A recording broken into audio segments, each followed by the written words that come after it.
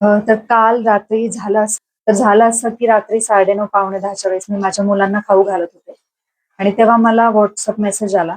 तर बेसिकली मी जसं इतरांना कामाच्या डिटेल्स सेंड करते, तसंच मी या नंबरला सुद्धा माझ्या कामाच्या डिटेल्स प्रोव्हाईड केल्या. डिटेल्स अशा आहेत की त्या YouTube लिंक्स आहेत, प्रेझेंटेशन व्हिडिओच्या वगैरे.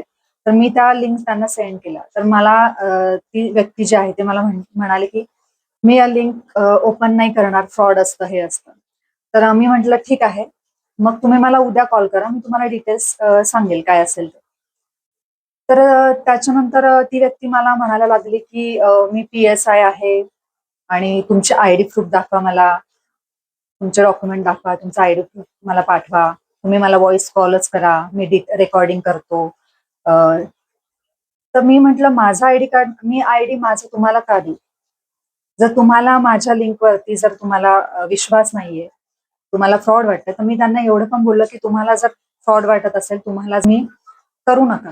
त्यांना मी हे सुद्धा म्हटलं की मी तुम्हाला कंपल्शन केलेलं नाही किंवा मी तुम्हाला फोर्स सुद्धा केलेला नाही की तुम्ही जॉईन करा. तुम्हाला नसेल करायचं तर तुम्ही नका करू. तर तो माणूस मला म्हणायला लागला की मी PSI आहे. मला आत्ताच्या आत्ता कॉल करा तुम्ही, नाहीतर तुमचे सगळे मेसेजेस, सगळ्या डिटेल्स CBI कडे चौकशीसाठी पाठवून देईल. म्हटलं अरे एवढं काय म्हणजे. मी त्यांना म्हटलं की मी एक संसारी बाई आहे, मला मुलं आहेत, संसार आहे, घर आहे, काम आहे आणि ऑफिस आवर्स सुद्धा संपलेले आहेत. 9:30 पावणे 10 वाजता हा व्यक्ती मला म्हणतो कॉल करा.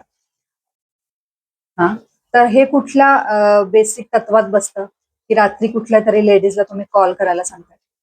मला असं सुद्धा म्हणतोय की तुम्ही हे व्हिडिओ वगैरे बंद करा, व्हिडिओ वगैरे करणं बंद करा. तर म्हटलं काय संबंध, मी तुमच्या सांगण्यावरनं मी व्हिडिओ बनवणं का बंद करायचं? व्हिडिओ बनवणं ही माझी पॅशन आहे, मला आवडतं आणि कुठेतरी घर बसून मी 4 पैसे माझ्या संसारासाठी जर कमवू शकत असेल, तर मी का नाही करायच्या या गोष्टी? आणि हे सांगणारे कोण?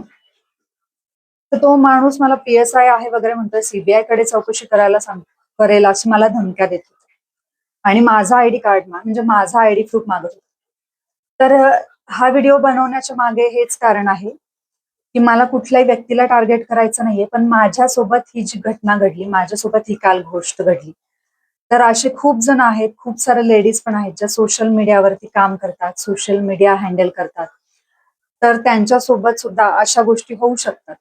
आणि जेव्हा समोरचा व्यक्ती तुम्हाला सांगतो ना, मी पोलीस आहे किंवा मी खूप मोठा अधिकारी आहे, तर त्याचं हे बोलणं ऐकून आपण घाबरून जाऊन आपल्या डिटेल्स त्यांना प्रोव्हाइड सुद्धा करू शकतो.